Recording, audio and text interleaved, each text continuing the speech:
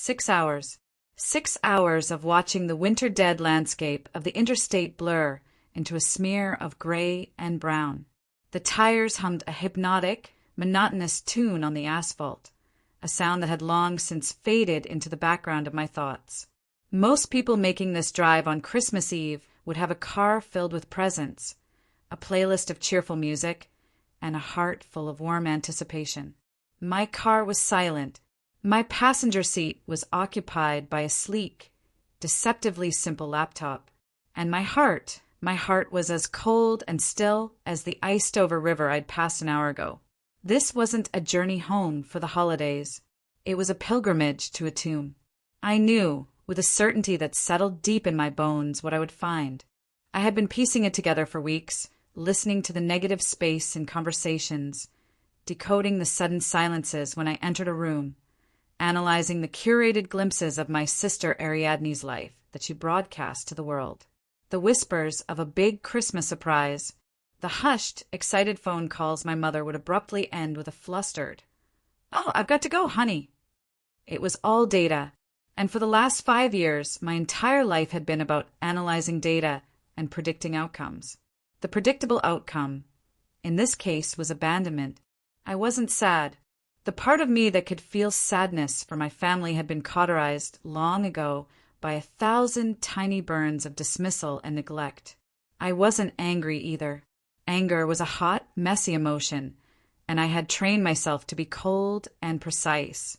What I felt instead was a profound and unsettling calm. The calm of a scientist on the verge of a breakthrough. The calm of an architect watching the controlled demolition of a condemned building. For 5 years, I had been building my fortress in silence. Today, I was driving to collect the final, undeniable justification to burn theirs to the ground. As I took the final exit, the familiar, winding roads of my childhood began to appear.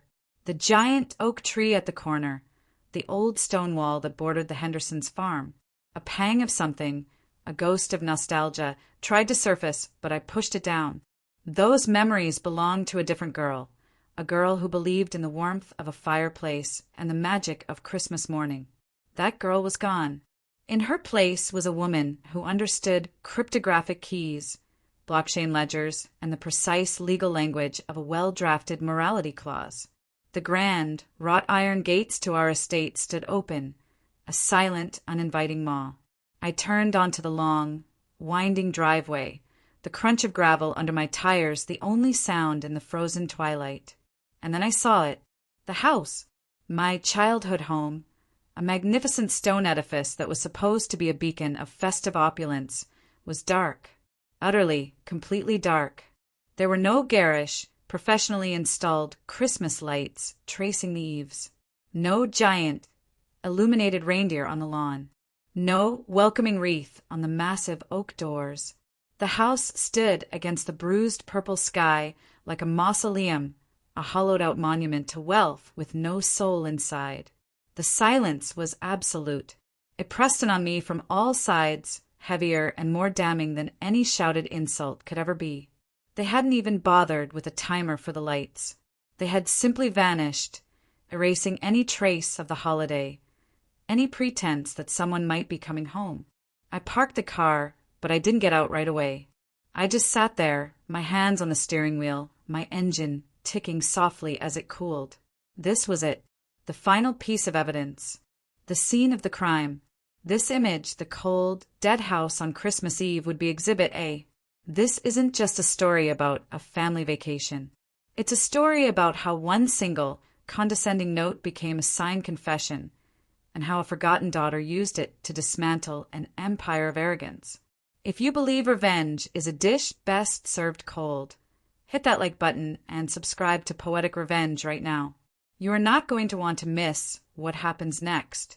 My key, a simple piece of metal they had likely forgotten I even possessed, slid into the lock with a quiet click.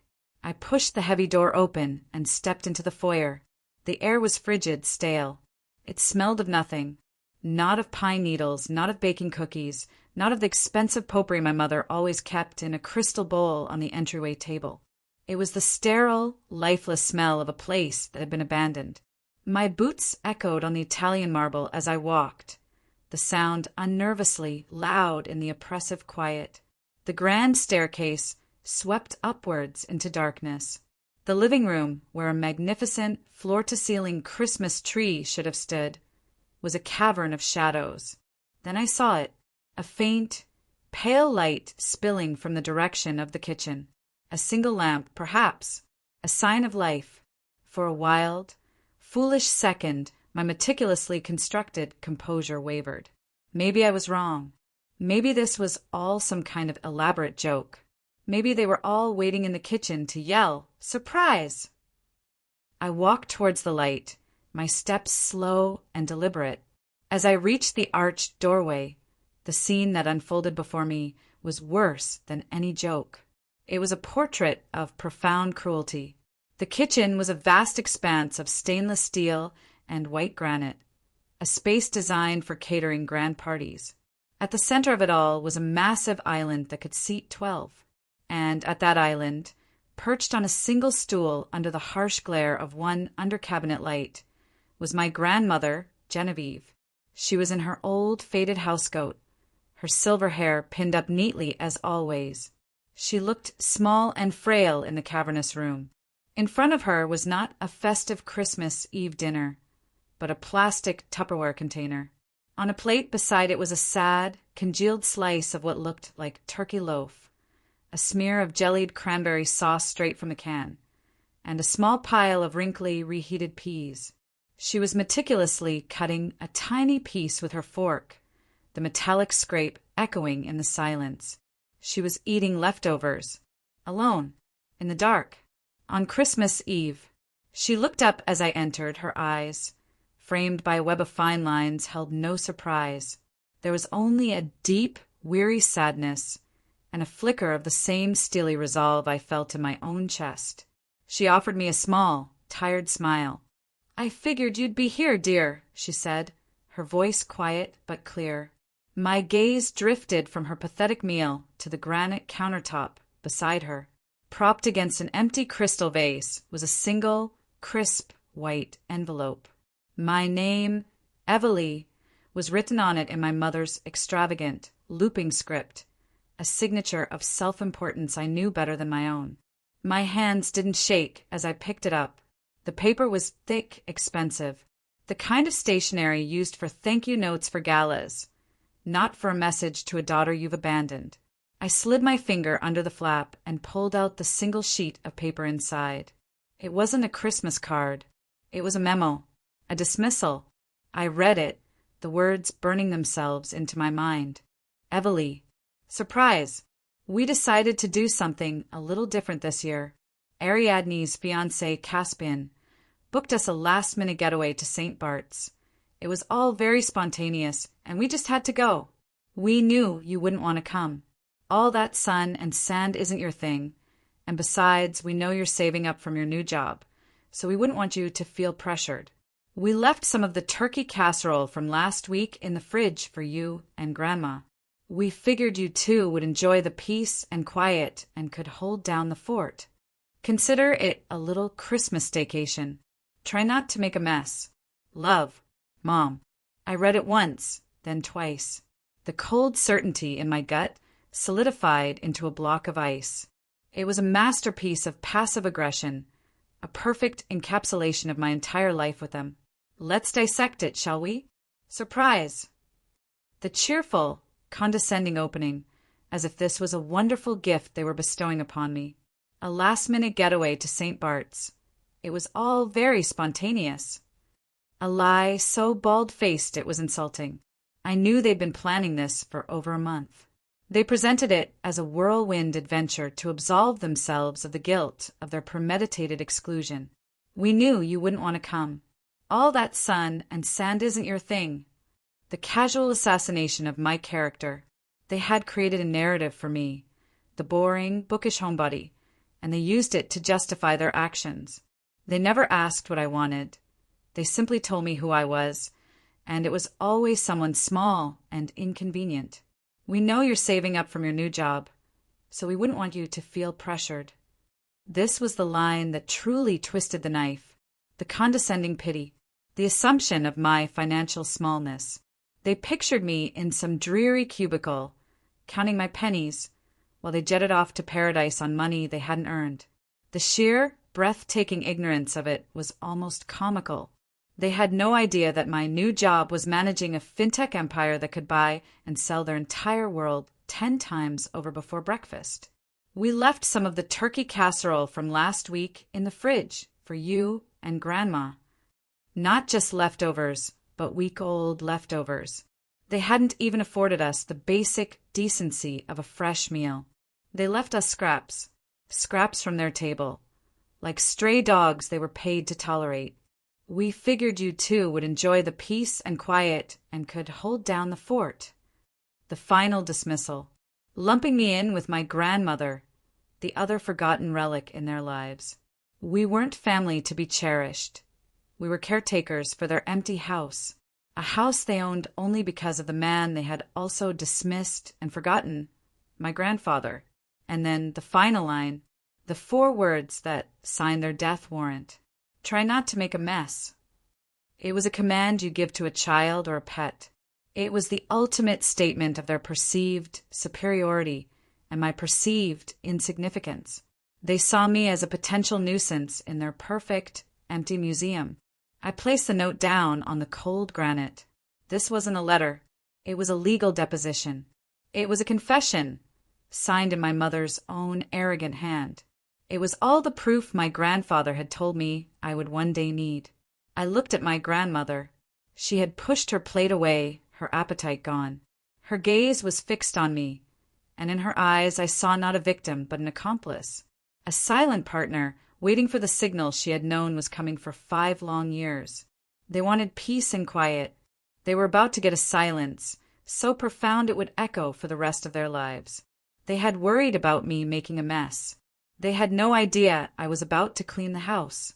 Looking at that note, at my grandmother's tired face, it wasn't just this one betrayal that I saw. It was 1,000 betrayals, a lifetime of them, all collapsing into this single, perfect moment of clarity. Every condescending remark, every dismissive gesture, every time I was treated as a piece of furniture in the grand stage play of their lives, it was all here, distilled into this one sheet of expensive, insulting paper. To understand the revenge that was about to unfold, you have to understand the architecture of the silence they built around me. You have to understand that in my family, the currency of existence was noise. My family operated in what I privately called the economy of noise. The loudest crisis, the most dramatic announcement, the most ostentatious display of success. These were the transactions that earned you attention, that proved you existed. My sister, Ariadne, was a master of this economy. She was a supernova of curated perfection, 2 years older than me and light years ahead in the art of being seen. My mother, Serafina, was her fawning, vicarious manager, a woman whose own muted ambitions were now screamed in vibrant, aggressive colors through her eldest daughter. And my father, Thatcher, was the silent financier, the man whose spine had long ago been traded for a quiet life of agreement and funding. I remember one afternoon during my sophomore year of college. I was home for the summer, trying to find a quiet corner to read a dense textbook on quantum computing. The living room, unfortunately, had been converted into Ariadne's content creation studio. She was perched on a velvet ottoman, bathed in the ethereal glow of a ring light, phone held aloft as she broadcast her life to thousands of adoring followers. "Oh my God, you guys, this new collagen-infused water is literally changing my life," she said, her voice a practiced melody of sincerity and breathless excitement. She took a delicate sip from a jewel-encrusted bottle. "It's all about investing in yourself, you know? Self-care isn't selfish, it's essential." I tried to slip past in the background, heading for the library. But Ariadne's eyes, trained to find any object to use in her narrative, flicked to me. A perfectly predatory smile touched her lips. "Oh, hey everyone. Look who it is," she chirped, panning the phone camera to catch me in my oversized university sweatshirt and leggings, my textbook held against my chest like a shield. I froze, a deer in the headlights of her relentless performance. That's just my little sister, Evely. She's the bookworm of the family. Say hi to the Ariadne army, Ev. I gave a small, awkward wave, my face burning. She is so smart, you guys, Ariadne continued, her tone dripping with a sweetness so saccharine it was acidic. Always has her head in a book, studying something. It's like data or numbers? Super complicated stuff. I don't get it at all. She laughed, a light, tinkling sound that made the back of my neck prickle. Anyway, while she's off saving the world with spreadsheets, I'm out here trying to build a brand from the ground up. We all have our different callings, right? And just like that, with a few perfectly chosen words, she had dismissed me. She had painted me as a socially awkward, dowdy little nerd, while positioning herself as a glamorous, accessible entrepreneur. Her followers ate it up. Comments flooded in. You're so real, Ari. LOL, my sister is a nerd too. You're the pretty one and the fun one. I didn't say anything. I just continued on to the library, her fake laughter following me down the hall. I didn't get angry. I did what I always did. I observed. I recorded the data. The mock praise, the feigned ignorance of my major, computer science with a specialization in fintech, it was all a calculated power move, a way of reinforcing my status as the other, the uninteresting subplot in the grand drama of her life. She needed me to be beige so she could appear iridescent. My mother was the chief architect of this dynamic. Her love was a transaction, and I rarely had the right currency. The most painful exhibition of this was at my graduation dinner. Not my university graduation. They'd offered a tepid congratulations for that over the phone. But my high school graduation, years earlier, I had been named valedictorian, an achievement I was quietly proud of. We were at an absurdly expensive restaurant, the kind with more forks than food on the plate. I had just finished explaining the scholarship I'd been awarded to a top-tier engineering program. My father had managed a sincere, "Well, that's just wonderful, Evely. We're very proud." Before the words could even settle, my mother dabbed her lips with a napkin and cut in, her voice bright and dismissive. "Oh, that's nice, dear. A plaque is lovely, but you'll never guess what happened today." All eyes, by default, turned to Ariadne. "Ariadne, darling, tell your father about the new champagne brand." Ariadne preened, launching into a dramatic story about how a scout for a French champagne company had seen her socials and wanted to partner with her for a new campaign targeting young, affluent consumers. "They're flying me to Paris, Daddy," she squealed. "For a week, all expenses paid, just to be photographed at their vineyard." My mother beamed, her face glowing with a pride that was almost blinding. "Isn't that just incredible, Thatcher? A real, tangible success. Something you can see. She's building an international presence. So much more impactful than, well, you know." She didn't finish the sentence. She didn't have to.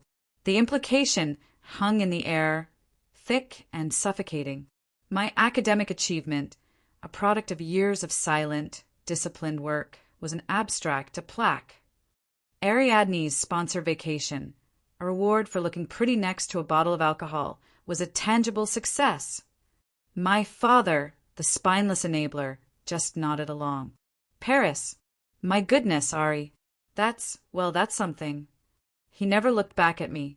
My moment, my small flicker of light, had been utterly extinguished. Even when I needed him, he was just a ghost. I remember needing his signature on a financial aid document for a particularly prestigious scholarship I was applying for in my junior year of college. I was applying out of habit and to maintain the fiction of my modest educational trust. I found him in his study, the one room in the house that still smelled faintly of my grandfather. He was reading the Wall Street Journal, and for a moment he looked almost paternal. "What's this, Ev?" he asked, taking the form. He actually read the first paragraph. "The Orion Fellowship for Innovation in Technology? Named after—" "Yes," I said, a flicker of hope igniting. "It's named after Grandpa. He smiled, a real, genuine smile. Well, I'll be. My father would have been so. The door swung open, and my mother breezed in, holding 2 different swatches of fabric. Thatcher, do you think the Versailles gold or the imperial silk would be better for the new sunroom drapes? The decorator is useless. She glanced at the form in his hand and scoffed, a small, sharp sound. Oh, honestly, Evely, more paperwork. Must you always be so dramatic with these things? It's not like we can't afford your tuition. It's a merit scholarship, Mom, I said quietly. It's an honor. That's nice, she said, her eyes already back on the fabric. Thatcher, just sign the form for her. I need your opinion on the silk. My father's brief moment of connection vanished. His shoulders slumped. He avoided my gaze, scribbled his signature on the line without another word, and then turned his full attention to the drapes. He had abdicated. In that moment, he wasn't my father. He was just my mother's husband. It's infuriating, isn't it? That feeling of being completely overlooked by the people who are supposed to see you most clearly. Pause for a second and let me know in the comments. Have you ever had a moment where you felt invisible in your own family? Your stories matter here. But I had one ally, one person who saw the rot in the foundation long before it began to show. My grandfather, Orion. He was the true patriarch, the source of the family's vast wealth, built from a prescient, genius-level investment in telecommunications infrastructure back when the internet was still a curiosity. He was a quiet man like me, and he saw everything. 5 years ago, a week before the illness that would take him, he called me into his study. I was 19. The room was my favorite place in the world, smelling of old books, cedar, and his pipe tobacco. He looked frail in his big leather chair, but his eyes were as sharp and clear as ever. He didn't lecture me. He gave me a mission. Sit down, Evely, he said, his voice a low rumble. We need to talk about the future. Your future. He told me that he was leaving the bulk of his liquid assets in the main family trust, the one my parents were already counting down the days to control. They will be thrilled, he said, a sad, knowing smile on his face. They'll think they've won the lottery. And for you, he continued, I have instructed the lawyers to inform you that you have been left a modest educational trust, enough to get you through any university program you choose, without debt, a thoughtful, practical gift from a practical man. My heart sank a little, not from greed, but from the thought of being so practically dismissed. He saw the flicker of disappointment in my eyes. It is a decoy, child, he said, leaning forward. A piece of cheese to distract the mice. Your mother and father, and by extension your sister, they're not bad people, not in the way you read about in novels. They are hollow. They are terrified of silence, of stillness, because they fear if they stop performing, they'll realize there's nothing inside. Their entire existence is a performance of wealth. They don't understand what it truly is. He slid a small, heavy object across his polished mahogany desk. It looked like a simple USB stick, but it was a cryptographic ledger, a key to a world they didn't even know existed. They measure wealth in what they can spend, he said, his voice dropping to a near whisper. New cars, trips to Monaco, champagne partnerships. It's fleeting.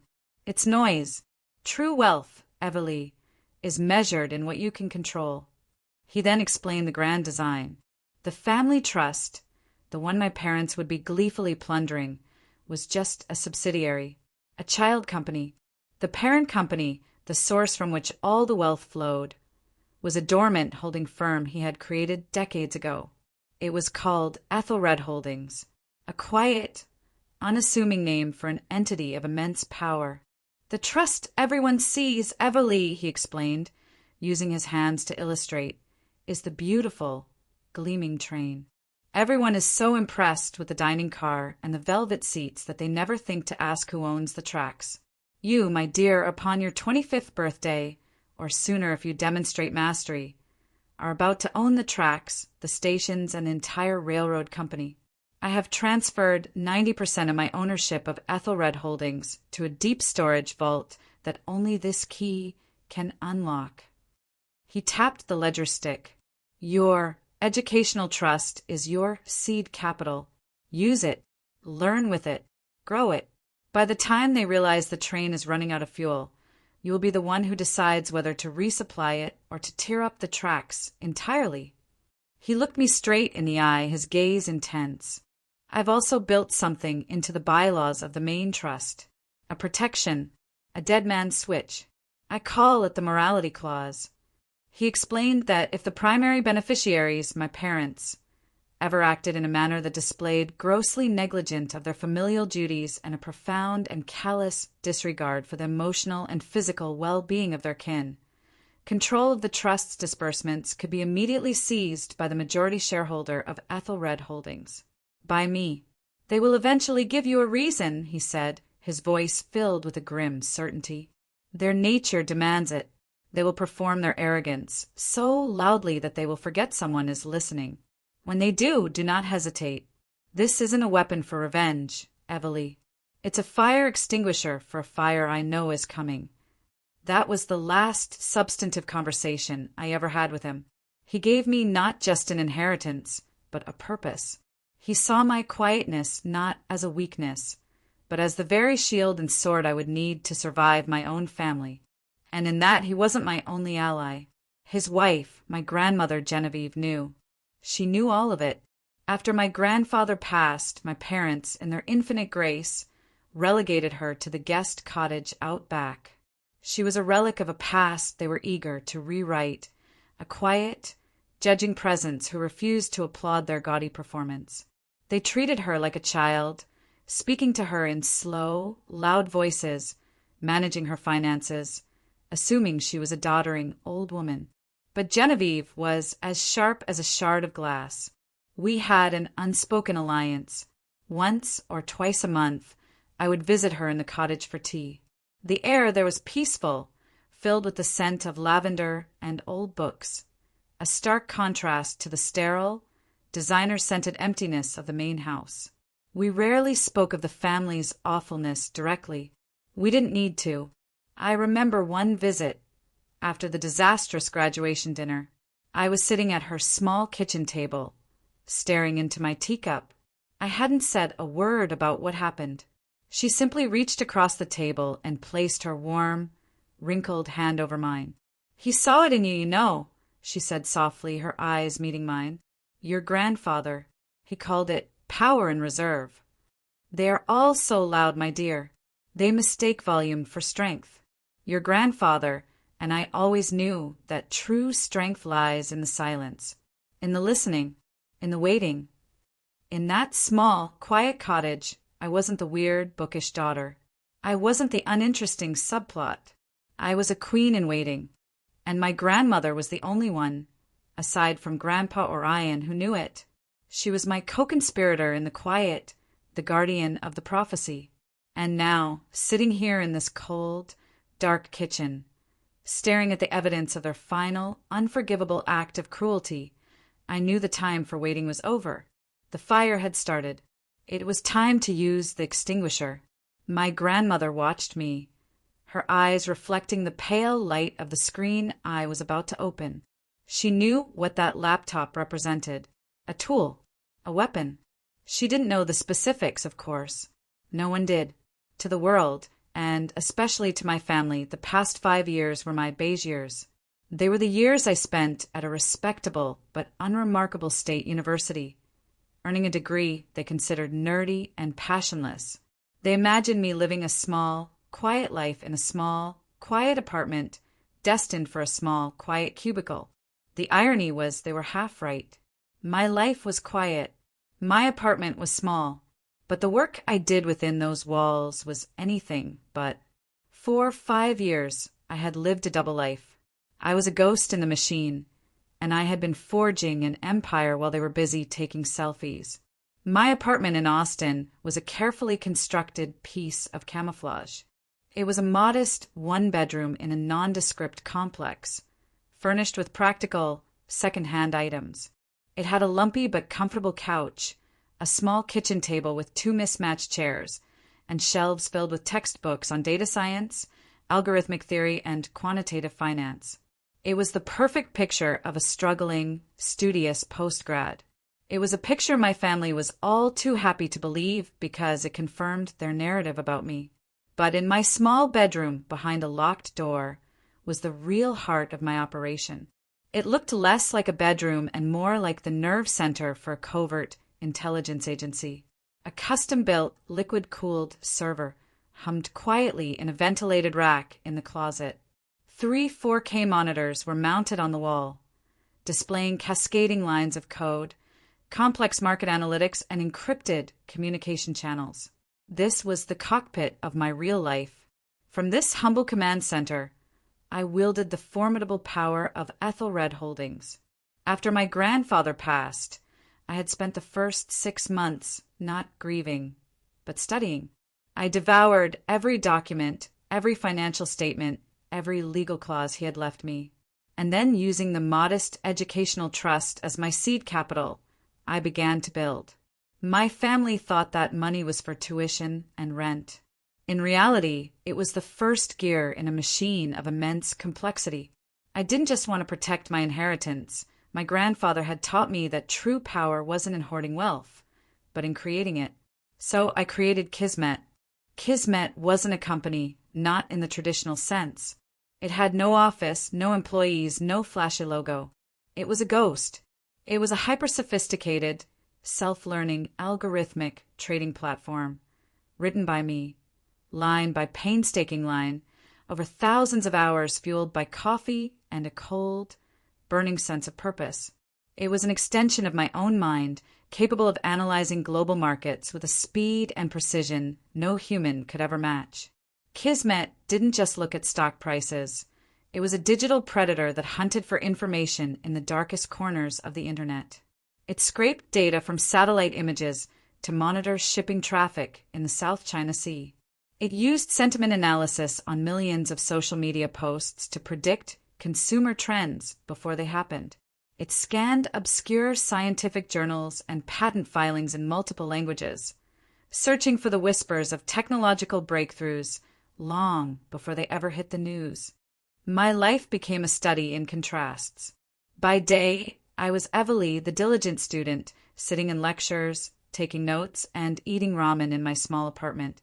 My family would call, and I'd answer with the appropriate level of tired student malaise, complaining about a difficult exam while on my screens, Kismet was executing a multi-million-dollar trade in the Japanese yen futures market.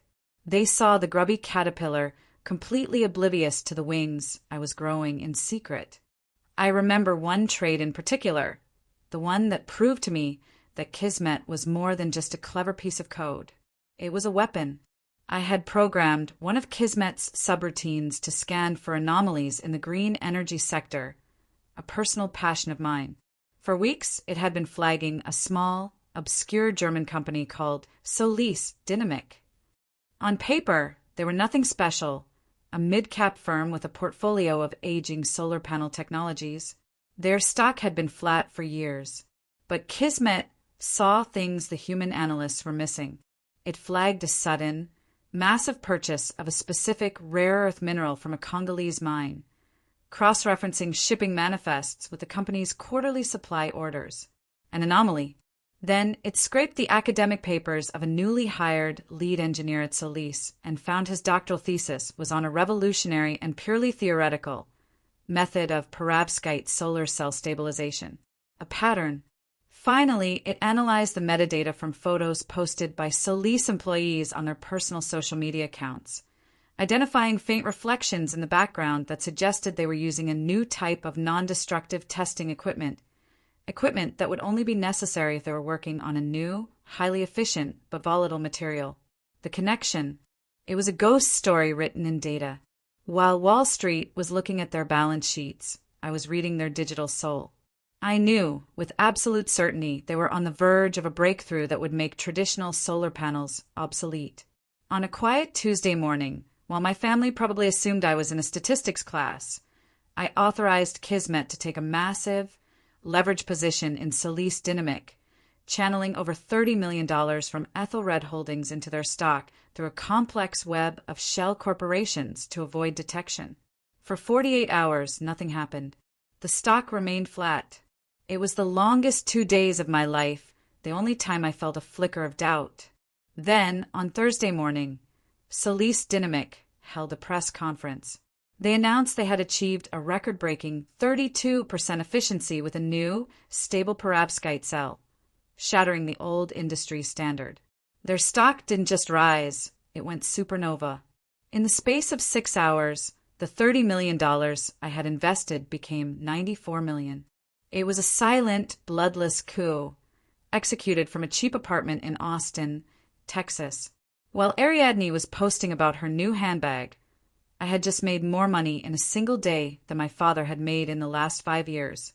And they had absolutely no idea.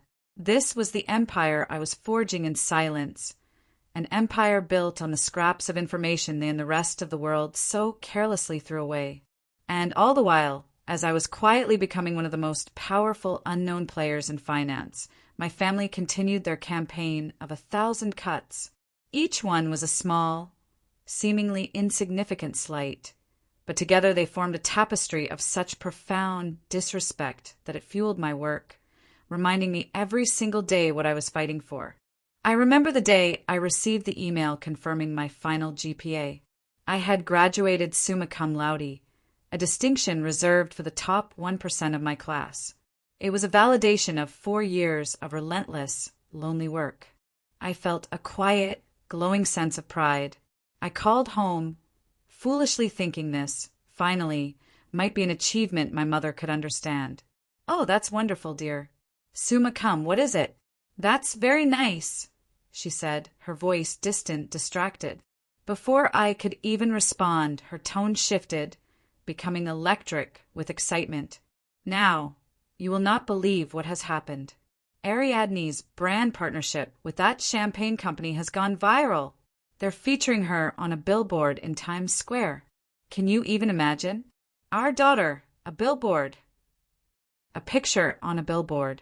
That was tangible. My years of academic excellence were just a string of confusing Latin words. I was, as always, the footnote to her sister's headline. Then there were the birthdays. Birthdays in my family were not celebrations of life. They were public declarations of a person's value.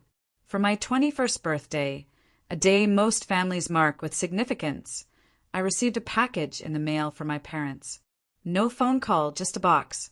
Inside, nestled in tissue paper, was a single, condescending self-help book. It was titled Bloomingly, a guide for the quiet modern woman.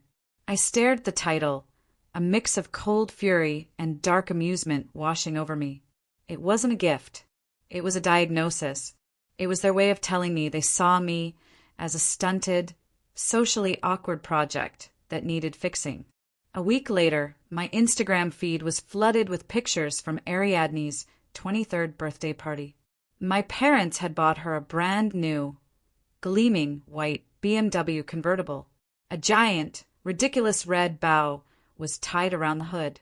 The pictures showed Ariadne posing, laughing, champagne in hand, the very picture of a celebrated daughter.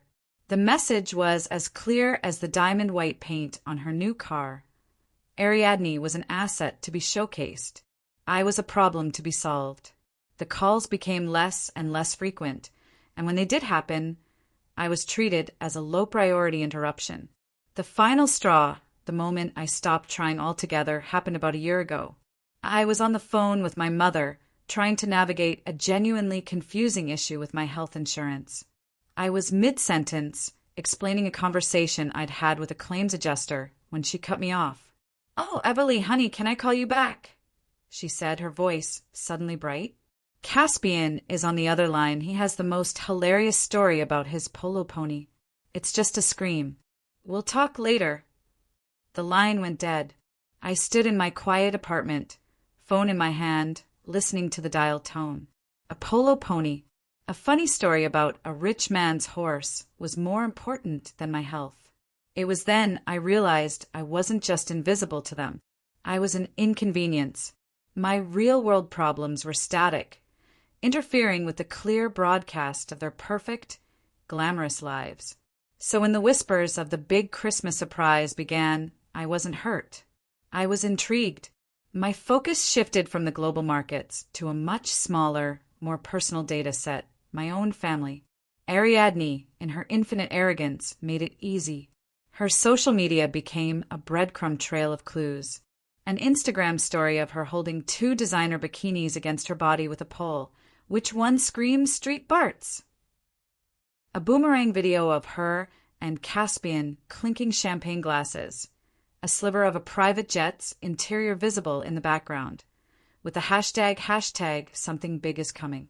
A tweet that read, "So excited to get away from the cold for a real Christmas this year." It was all a performance, a meticulously crafted drama of exclusion, and she wanted me to see it. She wanted me to feel left out. The old Evalee would have been heartbroken. The new Evalee was just collecting evidence. The final data point I needed came a week before Christmas.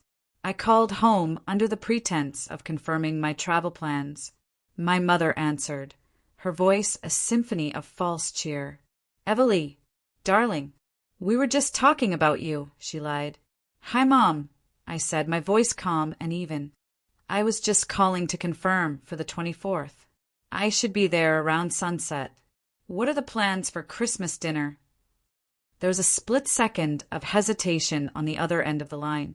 A tiny, almost imperceptible flutter of panic. "Oh, well, honey, you know how we are. We're still figuring things out. Things are a little up in the air this year, but don't you worry your pretty little head. We'll all be together for the holidays one way or another." It was a masterful performance of evasion, a cloud of vague sweetness designed to obscure the sharp, ugly truth. "Okay," I said, my voice betraying nothing. "Just let me know if there's anything I should bring." "Of course, dear. You just bring yourself." "We can't wait to see you," she chirped, and then quickly made an excuse to get off the phone.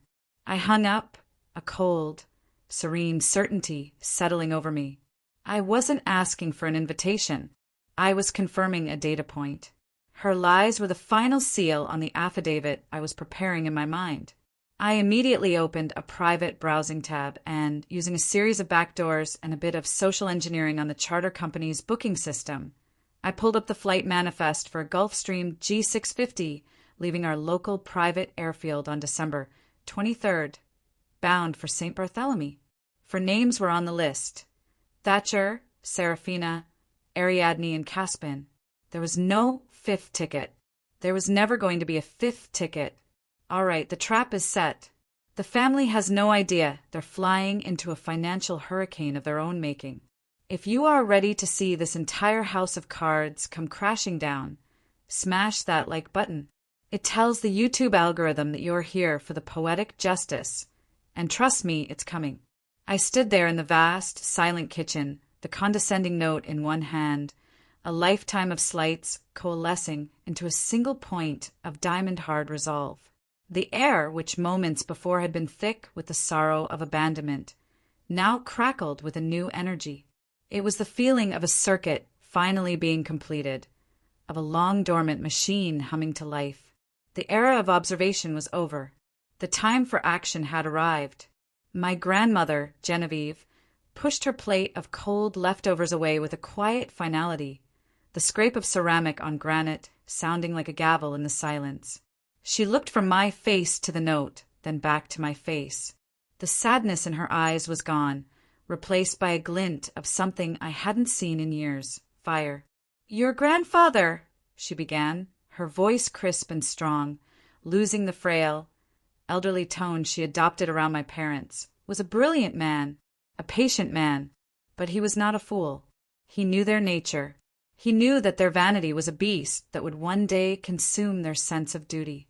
She walked over to a small, unassuming bookshelf in the kitchen nook, a place filled with old cookbooks and gardening manuals. From behind a thick copy of The Joy of Cooking, she retrieved a small, leather-bound journal.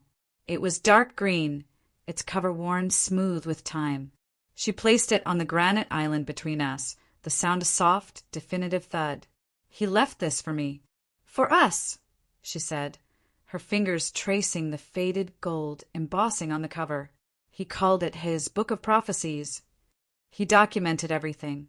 the legal pathways, the account numbers, the fail-safes, and the most important prophecy of all. She opened the journal, her movements precise, turning the yellowed pages with a practiced hand until she found the one she was looking for.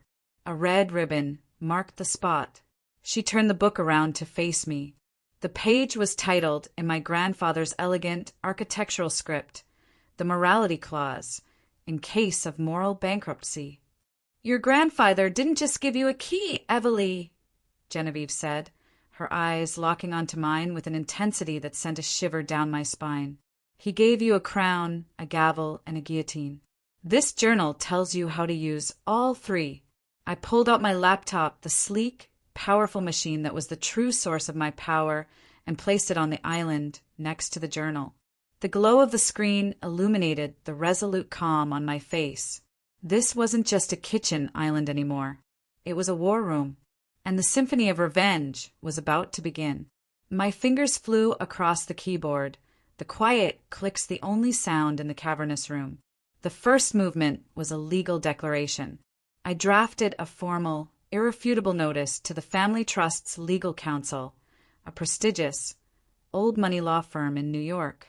My language was not that of a scorned daughter, but of a majority shareholder. It was cold, precise, and utterly devoid of emotion. To the legal counsel of the Orion Family Trust. Pursuant to Article 7, Section 4 of the Trust's founding bylaws, I am hereby invoking the Morality Clause, effective immediately. This clause is triggered by actions undertaken by the primary beneficiaries, Thatcher and Serafina, which constitute, and I quote, "grossly negligent of their familial duties and a profound and callous disregard for the emotional and physical well-being of their kin." This was the opening salvo, but a declaration is nothing without evidence. My grandmother, anticipating my need, had already taken her phone and photographed her pathetic meal, the dark house and the condescending note, the metadata on each photo a time-stamped digital witness. I attached these images to the email. I then attached a concise 5-page dossier I had prepared weeks ago, a greatest hits of their negligence, detailing incidents like the birthday BMW versus the self-help book, and my mother's decision to prioritize a story about a polo pony over my health concerns. Each incident was dated, detailed, and dispassionately described. I hit send. The first domino had fallen. Now for the second and most crucial step. It was time to claim my kingdom. From my bag, I pulled the ledger stick my grandfather had given me all those years ago. It still looked like an unassuming USB drive. I plugged it into my laptop. The screen went black, then a single encrypted command line appeared. This was the door to Ethelred Holdings. I began the authentication process, a complex digital handshake that my grandfather had designed himself. It required a 128-character password, a biometric thumbprint scan on a hidden sensor on the ledger stick, and a verbal passphrase spoken into the laptop's microphone, a line from my grandfather's favorite poem. "My head is bloody but unbowed," I spoke into the silence. A soft chime emanated from the speakers. The screen flickered, and then the digital heart of my grandfather's empire was laid bare before me. It was a stark, elegant interface showing the vast and complex web of assets controlled by Ethelred Holdings.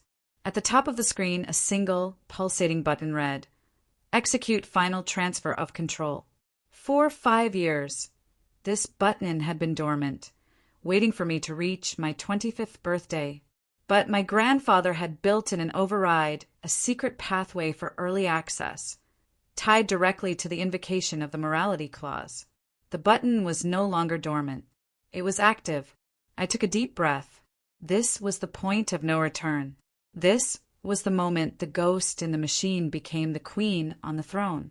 I clicked the button. A final confirmation box appeared. "Are you sure you wish to assume majority control of Ethelred Holdings? This action is irreversible." My finger didn't hesitate. I clicked confirm. Across the globe, in secure servers in Zurich and Singapore, lines of code that had lain dormant for 5 years executed in a fraction of a second. Ownership certificates, were digitally re-signed. Voting rights were transferred.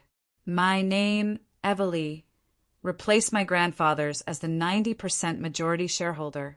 The family trust, the beautiful, gleaming train they were all so proud of, was now running on my tracks, and I was about to tear them up. With control came power. The third movement of my symphony was to cut their lifelines, to sever them from the very source of their arrogance. My family was currently 30,000 feet in the air, somewhere over the Atlantic, sipping champagne and feeling untouchable. Their sense of security was intrinsically linked to their money. It was time to introduce them to the concept of a zero balance. My first call was to the concierge service for the American Express Centurion card. The black card. My father, mother, and sister each had one, a tangible symbol of their status. After navigating a brief automated menu, a polite, professional voice answered, "Thank you for calling the Centurion service. My name is David. How may I assist you?" "Hello, David," I said, my voice calm and authoritative. "My name is Evely. I am calling regarding the corporate account tied to the Orion Family Trust. I am the new principal of that trust, and I need to make some immediate security changes." "Of course, ma'am. I can help you with that. I just need to verify your identity." I provided him with the trust's legal name, its federal tax ID number, and my grandfather's old security password. There was a pause as he typed. "Okay, Miss Evely," he said, his tone shifting to one of crisp efficiency. "I see the legal counsel just forwarded us a declaration of your new status. Everything appears to be in order. How can I help you?" "I need you to place an immediate and permanent freeze on 3 cards associated with this account," I said, and then I read him the numbers for my father, my mother, and my sister's cards. "Cancel any pending charges and decline any future authorization attempts. The account is undergoing a complete security overhaul." "I understand, ma'am," David said, his fingers clicking away. "The cards have been frozen, effective immediately. Is there anything else I can assist you with?" "No, David," I said, a thin, cold smile touching my lips. "That will be all." I pictured the moment of glorious, public humiliation. The first decline transaction at a high-end boutique in St. Bart's. The confusion, the sputtering indignation. It was a beautiful thought.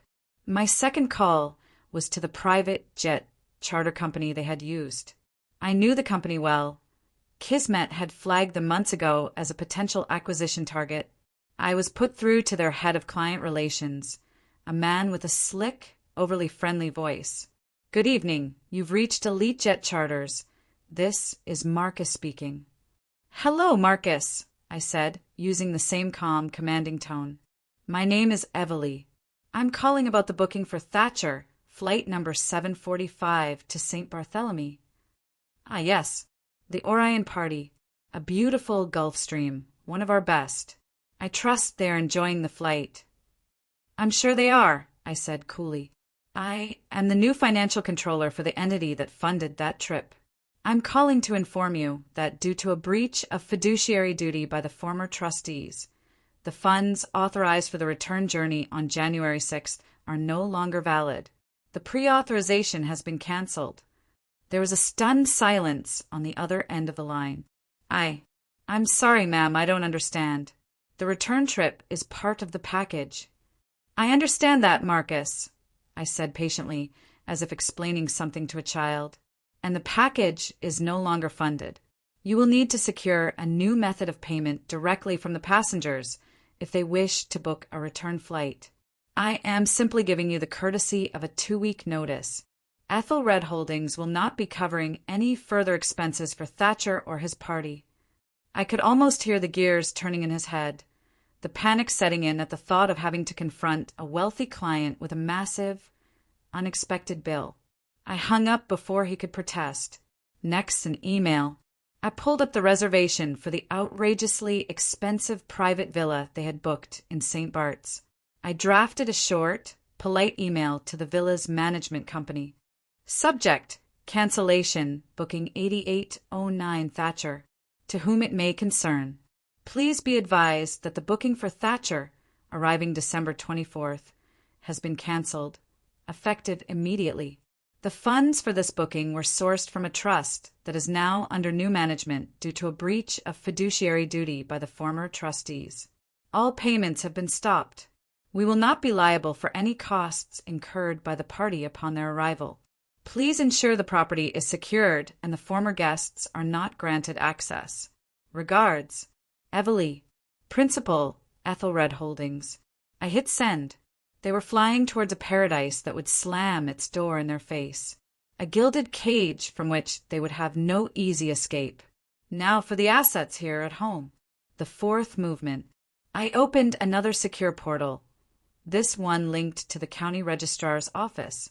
With my new legal authority as the head of the trust, I initiated the transfer of the deed for this house, the land it sat on, and the guest cottage my grandmother lived in. I moved them from the Orion Family Trust to a new, anonymous LLC I had created months ago for just this purpose. I named it the Dead Man's Switch LLC. The transfer was digital, seamless, and legally ironclad. In the space of 5 minutes, my family became tenants in a house they no longer owned. My house. Then, I accessed the home smart security system, a ridiculously complex network my father had installed, which he loved to brag about. I had hacked it years ago, of course. It was child's play. With a few keystrokes, I purged their biometric data, their fingerprints, their facial recognition profiles, their voice commands from the system. I changed every digital lock code. I reset the master password to the first line of my grandfather's favorite poem. Their keys would no longer work. Their codes would be useless. They were quite literally locked out of their own lives. My work was almost done. All the legal and financial mechanisms were in place. The trap was set. All that remained was the final poetic stroke, the fifth and final movement of my symphony. My grandmother had been watching me this whole time, a slow, triumphant smile gracing her lips. "Your grandfather always said revenge is a dish best served cold," she said softly. "Just like this turkey." I looked up from my screen, the glow illuminating the resolute calm on my face. "He was right," I said, "and I think it's time to serve the main course." I opened a new email. I addressed it to my mother, my father, and my sister. The subject line was simple, elegant, and chilling, regarding your Christmas staycation. The body of the email was short. I simply attached a copy of the legal declaration I had sent to the lawyers. I attached the canceled flight itinerary for their return journey. I attached the notice of cancellation from the villa, and then I wrote a single line, a perfect echo of their own condescending dismissal, a final twist of the knife I had been sharpening for 5 long years. Dearest family, surprise! I've decided to do something a little different this year. It was all very spontaneous. Try not to make a mess. Love, Everly. I hit send. 30,000 feet in the air. Their phones would chime with the notification. They would open it, confused at first, then horrified. They were flying towards a paradise they no longer owned, funded by credit cards that were now useless plastic with no way home. The house they left behind was no longer theirs. The trust that fueled their arrogance was now a weapon aimed directly at their hearts. The poetic revenge had officially begun. The message was sent. The digital guillotine had fallen. A profound silence settled over the kitchen, broken only by the quiet hum of my laptop. The work was done.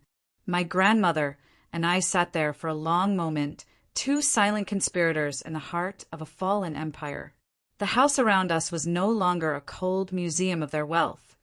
It was the spoils of a quiet, decisive war. And though I was thousands of miles away, wrapped in the chill of a winter evening, I could picture the fallout in the tropical heat with perfect, crystalline clarity. I could see them landing. The door of the Gulf Stream G650 would hiss open, and the thick, warm, salt-tinged air of St. Barthélemy would rush in to greet them. My mother, Serafina, would inhale dramatically, as if she were personally responsible for the perfect weather. My father, Thatcher, would be smiling, relieved to be away from the pressures of a business he barely understood. And my sister, Ariadne, would already have her phone out, vlogging her grand entrance. "We've arrived, Ariadne Army," she'd say, panning across the tarmac to the waiting black SUV. Paradise is officially on. Caspian, her fiancé, a man whose personality was a bland composite of expensive hobbies, would be standing beside her looking smug. They would be the very picture of blissful, untouchable arrogance. The first crack in their perfect facade would be small, almost unnoticeable. A hairline fracture. The driver of the pre-booked Escalade would greet them. But as he loaded their last Louis Vuitton suitcase, he would turn to my father with an apologetic smile. "Sir, there seems to be a small issue. The credit card on file for the booking was declined." My father would laugh, a short, barking sound of disbelief. "Declined? That's impossible. That's a Centurion card. Try it again." The driver would, of course, try it again. The result would be the same. "I'm very sorry, sir. It says the card has been suspended." The annoyance would begin to creep in. "Fine," my father would say, pulling out his wallet with a sigh of theatrical exasperation. He'd hand over his personal Amex. "Use this one." It, too, would be declined. Then my mother's. Then Ariadne's. The confusion would curdle into a low-grade panic. For black cards, all suspended. It was impossible. It was a system error. It had to be. They would be standing on the hot tarmac, the other wealthy passengers gliding past them into their waiting vehicles. And for the first time in their lives, they would be stuck. An inconvenience. An obstacle. After a humiliating negotiation, my father would likely have to pay the driver in cash, the few $100s he kept for emergencies, just to get them away from the prying eyes of the airport. The ride to the villa would be tense. The blame would start to fly. It was a bank error. It was an identity theft attempt. It was anything but the truth. Ariadne would be complaining that this was ruining her content, her perfect arrival story now tainted with a vulgar, logistical problem. They would pull up to the magnificent villa, its white walls gleaming in the afternoon sun, the turquoise water of the infinity pool visible beyond the gates. The sight would calm them. This was their territory. This was the world they belonged to. But as they approached the entrance, the villa manager, a stern-looking Frenchwoman, would intercept them. "Monsieur Thatcher?" she would ask, her tone clipped and professional. "Yes," my father would say, relieved. "We're here. There seems to have been some kind of ridiculous mix-up with our credit cards." "Oui, monsieur," the manager would interrupt, her face unreadable. "I believe I know the reason. I received an email from the principal of your trust about an hour ago. Your reservation has been cancelled. The booking is void."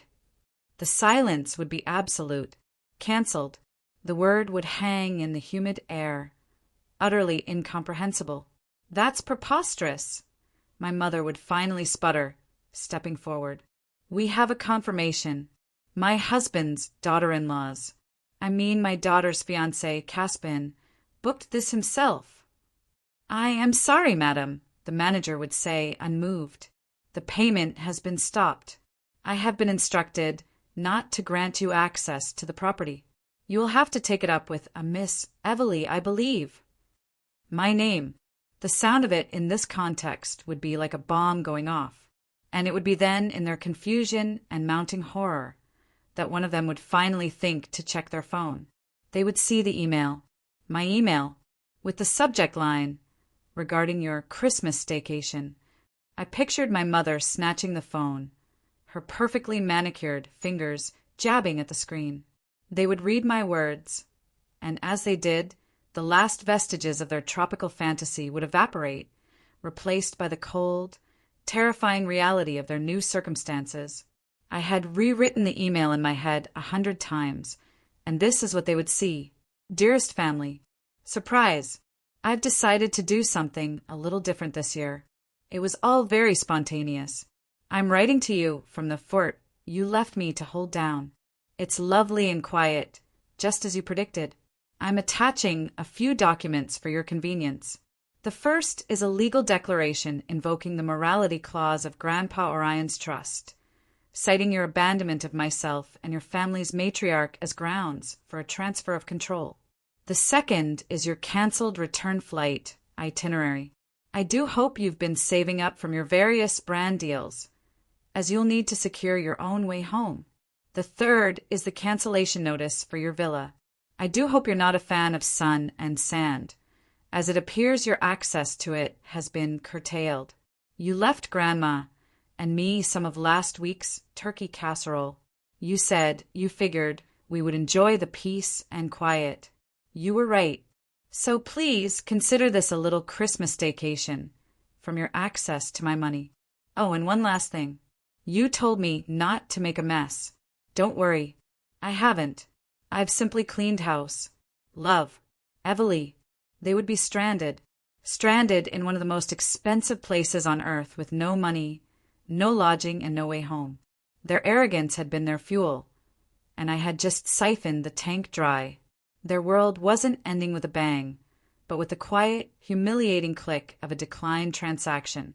But while their tropical paradise was becoming a gilded prison, back in the hollow house we were building a home.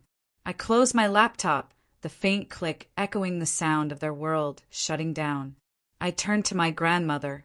The grim satisfaction on our faces softened into a shared, quiet triumph. I believe, Genevieve said, standing up from the cold kitchen island, that a celebration is in order, and it will not involve week-old turkey. We moved from the sterile kitchen to the grand living room, a room I had always associated with stiff, performative gatherings. But tonight it was ours. Using my access to the smart home system, I brought the room to life. Soft, warm lights bloomed in the corners. The gas fireplace roared to life with a gentle whoosh, its flames casting dancing shadows on the walls. And from the smart speakers, a soft, classical Christmas suite began to play, filling the silence, not with noise, but with peace. An hour earlier, I had placed an order with the finest restaurant in town, the kind of place my mother loved for its exclusivity, but whose food she never truly appreciated. Now, a delivery car was pulling up the driveway. We brought in bags filled with the most incredible aromas. There was no sad, congealed casserole.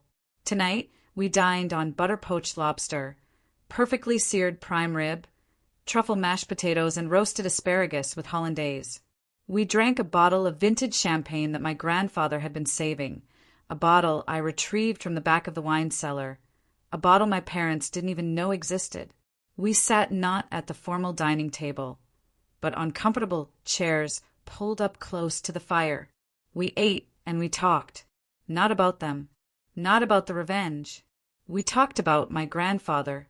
Genevieve told me stories I'd never heard before, about his awkward courtship of her, about his secret passion for bird-watching, about the time he'd tried to build a bookshelf and ended up with something that looked like a modern art sculpture. We laughed, a real, genuine laughter that warmed the cavernous room more than the fire ever could. There was no performance. There were no selfies, no live streams, no need to prove our happiness to anyone. It was just real. It was the first real Christmas I had experienced in years, a quiet, triumphant celebration of a battle won and a future reclaimed. As we finished our meal, sipping the last of the champagne, the conversation naturally turned to what came next. Genevieve looked at me, her eyes sparkling in the firelight. "So what now, my dear?" she asked. "What does one do with a railroad company?" I smiled. This was the part one had been thinking about for years. The revenge was the end of their story. This was the beginning of mine. "First," I said, "we liquidate the noise." I explained my plan. We would sell the fleet of luxury cars that sat depreciating in the garage. We would clear out the closets filled with thousands of dollars of unworn designer clothes and donate them. We would sell the vacation properties in Aspen and the Hamptons that they used more for Instagram backdrops than for actual relaxation. We would turn all their hollow symbols of status into liquid capital. And then, I continued, my voice filled with a passion they never knew I possessed, we reclaim the family legacy. We make the name Orion mean something again, something more than just rich. I told her about my ultimate plan.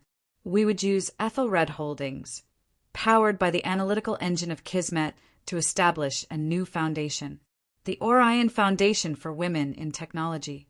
We would use the fortune they had squandered on vanity to create scholarships, grants, and mentorship programs for underprivileged but brilliant young women in STEM, the kind of girls who, like me, were quiet and overlooked, but had the potential to change the world. Their arrogance would fund genius. Their selfishness would foster opportunity. It was the ultimate poetic justice, a final, perfect transformation of their ugly legacy into something beautiful. My grandmother listened, a single, proud tear tracing a path down her wrinkled cheek. "Oh, Evelie," she whispered, "your grandfather would be so proud." And in that moment, sitting in the warm glow of the fire, in the heart of our reclaimed home, I knew she was right. I hadn't just gotten revenge.